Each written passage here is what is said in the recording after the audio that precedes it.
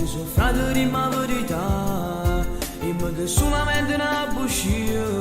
come se non voglio ne pensa via e non ne vedo che mi ha fatica me l'hanno detto poco l'ora fa ma non ci credo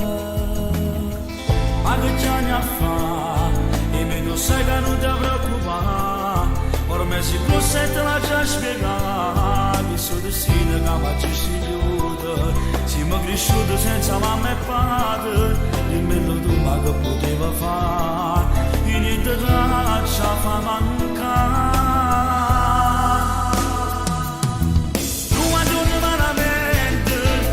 a così mi chiama gente parlano e non sanno niente sono bravo solamente a giudicare tu regalo per Natale io non te l'ero fa desiderare io tengo solo a te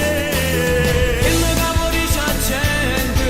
a me non mi pare di niente tu per me sei tutte cose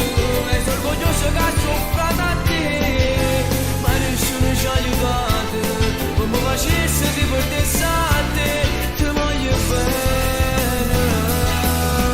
e mo che già ne fa se grosso non ne fa su faccia solamente per necessità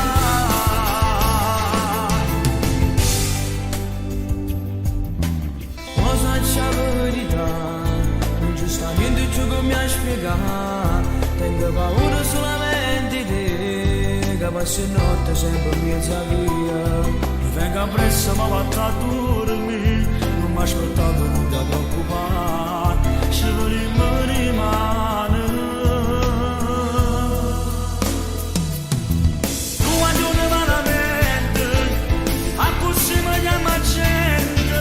parlano e non sanno niente sono bravo solamente a giudicare tu regalo per Natale io non te l'ero fa desiderare io tengo solo a te e lo capo dice a gente a me non mi pare di niente tu per me sei tutte cose e sono orgoglioso che soffro da te ma nessuno ci ha aiutato come facesse di portarsi a te ti voglio bene e mo che già ne fa si grosso non ne fa